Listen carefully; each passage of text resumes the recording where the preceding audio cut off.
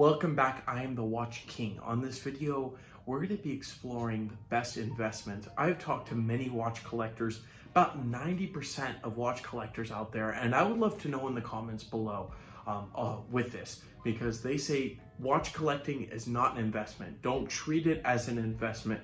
Well, I'm here to prove you wrong. Gold collectors will talk miles and talk thousands of years about how gold is such. It's going to go to 4,000 an ounce. It's going to be the greatest investment ever. I have bought both of those. I bought jewelry, and this video is going to be a bit longer, just talking about where my money was best spent, where I made my most profit, and on a watch level, and my most enjoyment of watches. Now, if you enjoy gold and jewelry better, that's a separate thing, but we're just purely looking at numbers at the beginning of this video. So let's hop right into it. So turning ourselves into it, don't worry, this is not going to become a jewelry channel. As you see here, I love watches, my passion's in watches, and it's one of the best things to deal with. That's these pieces. Now, I will start from worst to best. So the third worst investment into hard assets is jewelry. You are talking, this is 10 karat, these two chains, this is 18 karat, and these guys are 14. I could not fit all my jewelry in. I have bags and bags of this stuff, as you can see here. Tons of the sapphires, things like that, that I get for wholesale and different things for different reasons. But let's just stick to the basics here of 10, 14, 18. 10 karat is what I like to wear. I wear 18 on my chain just because that was a sentimental gift from my grandfather. But I typically will buy for myself. I wear these chains on the daily. I like wearing them just because I bought it. I paid spot plus tax for the gold, and then I put a little labor into it. I had to pay somebody to put clasp on them because it was a very long chain that I shortened. Not the point though. So these two are probably the worst on the resale. They're 41% gold. So you will never know unless you weigh it and then figure out what approximately 41% is of the gold. You will know what it is, but some jeweler may say, hey, it doesn't look right. It's probably lower purity. And I've seen this constantly. 10 karat, 14, and 18, even up to 22 karat. Now, this is an example of a coin, and we'll get to that in a minute. But anything, a jeweler or wherever you were going to sell it, you really don't sell jewelry like this at a coin shop. They don't typically buy it. I mean, sometimes they do, sometimes they don't. Pawn shops, if you're trying to run and sell it, I don't recommend people going there because you will not get your dollar amount that you are looking for. So, because they'll give you 50% a spot at sometimes. So stay away from 10, 14. If you're going to buy something, buy it at 18. Make sure it's a nice piece that somebody will value. Now, as I said, I don't follow this rule. I buy 10 karat just because it's so much cheaper for basically the same thing, except for only being 41%. I like 14. I personally wear this nugget ring occasionally, so I will wear all different styles. So stay away from this just because it's very hard to liquidate, and especially you're going to pay labor too. Each of these stones, a jeweler's going to charge you $3 to set it, and the stones are basically worthless in a piece like this. It's tiny, meaning diamonds. They are diamonds. So that is the jewelry side. Now, the people that are obsessed with collecting gold is the gold bullion collectors. Now, the only benefit of bullion that I've found recently is that there is no tax on bullion. That is unbelievable. That is a great asset because it's currency. You can't tax currency. Great way to store wealth, but I will tell you a personal story. I bought 3 of these at the same time, maybe 3 weeks ago. And if anybody who's watching this the next day it's posted, or a week from now, I would love to know what the price is a week from now.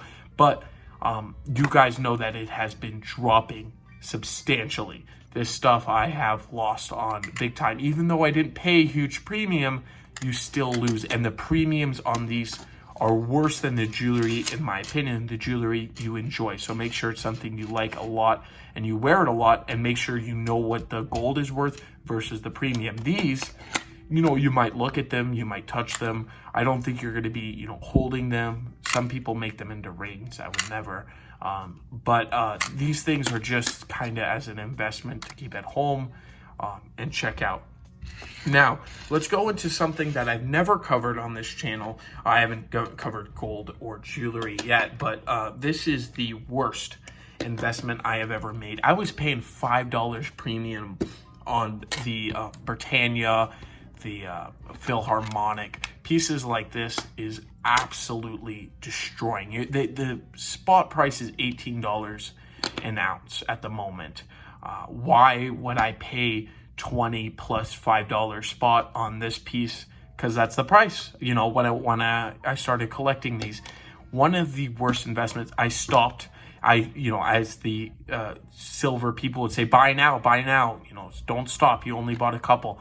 I'm not going to pour thousands of dollars into something that has been going down substantially. Who knows? It can keep going down or it can go up a lot. I could be wrong. It doesn't matter. I'm going to keep these pieces, but I'm not going to invest into silver anymore. I'm going to show you where I put my money and where my channel is on YouTube. This is watches. So we're going to switch to my favorite subject, and what I have spent the most money on over the years are watches. I only have a few in front of me. Most of these are in my personal collection, I should say. This Tudor I'm going to give away for a very, very low price on my eBay because it is so small, and I thought I could do something with it. Unfortunately, I can't. Very cool watch. So to a gold collector, they're worth the gold value. But nobody is buying any of these watches for the gold value. I'm sorry to tell you, people are going to pay a premium, and a hefty premium. So what kind of premiums are we talking? Well, let's just take this watch for my personal watch in my collection. Love this watch. Reminds me of the 80s. I will do a review on it soon, but I paid a premium for that white dial. I paid close to $800 for this watch. Now, is the gold value anywhere near that? Is it something like this, where a chain? No. This is something that you buy because it's a timepiece. Somebody put the time into it. Yes, it's a quartz piece, but it's still craftsmanship. It's still something that's cool. Now, let's say this Omega. This one is also a plated piece. It's plated, as you can see on the back. But you're going to get a lot more. If you're paying, let's say $1,000 for this piece, and you pay $1,000 for this, I guarantee you, some watch dealer, some collector, you can liquidate this super fast. eBay, anything. With this, you can't throw it on eBay and just sell it. And I'll tell you why nobody buys jewelry on eBay. I'm sorry to break the news. Very few people buy jewelry like this on eBay because it's very hard to trust. It's very hard to do a lot of things. With these pieces, yes, there are fakes, but you will know the details. You will know that this is made in 1950. All the subtle things, the hands, the movement, very, very hard to fake on these. It's still possible. I mean, if there's bad fakes out there, but people will know from pictures on eBay. They'll know dealers. Let's say you pay $1,000. You pay $1,000 for this. I'm not calculating what I really paid, but with a piece like this, I can easily see somebody paying $1,000 or up. So you have uptick in your investment. Let's say a year ago, because these have really caught on, these Omegas. Pieces like the Tudor is a rare example where it hasn't really caught on. I paid a bit for it because it's just so small. So make sure, the sizing is right for a collector, especially vintage. This is an unbelievable piece here, hand wind. This is a 14 karat gold watch. Now, 14 karat, as I said, is 58%. Let's just assume this is 14 karat. Let's say they weigh the same. They're both worth $400, let's say, in gold. You're going to get somebody to pay maybe $400 in gold if you're lucky to resell this on OfferUp or something where they trust you. Now, with the gold like this, you're not buying the gold. You're buying the watch. You're buying the craftsmanship. So you'll easily liquidate this closer to $1,000. So see where you could pay a bit more. You can pay, let's say, $500 for a piece like this, or even upwards, let's say $600. Sell it for $800 easily. I don't know. I haven't looked up prices on this particular piece. I just got it. I'm thinking of adding it to my personal collection. It is beautiful. But getting sidetracked, you're going to pay for the labor on this. I personally paid for labor. I paid a lot more than the gold. But you're going to pay for the labor, and then you're not going to see that return at the end. Think of it if you're a car collector, putting new tires on your car, new rims, new paint job that you like, you personally like the chain I personally like, but somebody else might not, or when you trade it in to a dealership or personal dealer or person to person, you won't get.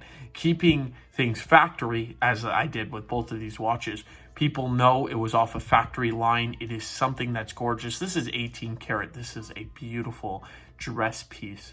Unbelievable Lecoultre automatic. So just showing some of these rare, beautiful pieces, and showing that these are the best investments. These have been profitable for me and the best investments for me. So I would love to know, what do you think? Are you offended?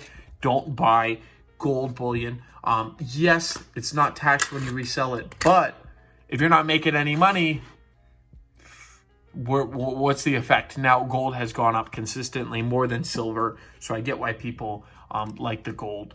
I definitely understand that. But any day of the week, you tell me I get a gold Omega, gold JLC, or even plated Omegas, whatever the case may be, even Tudor, I will choose the watch over the gold every single time. It all depends on what you buy it for. Be careful out there. I've been got a few times. I have been, I bought fake things. Unfortunately, hasn't been too much, but everybody's in that situation a couple times. Just take your time. And make sure you make the right decisions. I would love to know this is a little bit longer video format. Do you like this? Do you want me to come back on the channel like this? And see. Now, the downturn, I will say one last closing statement. I was looking at these. These are a couple of Movados that I purchased for, I will say, dirt cheap. I really did pay a lot for these. Now, will somebody pay me a lot when you pay retail? No. So I want to do a big disclaimer. Retail on jewelry too. So jewelry too. Do not pay any of these retail, because resale is a completely different story. If you pick them up from certified pre-owned dealers, people like that will watch it, that will know that you're not getting screwed and that you build a relationship with. This will win every single time. So I won't keep you too much longer. I want to thank you all for watching. If you do want the Chanel chain giveaway, the 4 steps are in the description below. Thank you so much for watching, and I will catch you in the next one.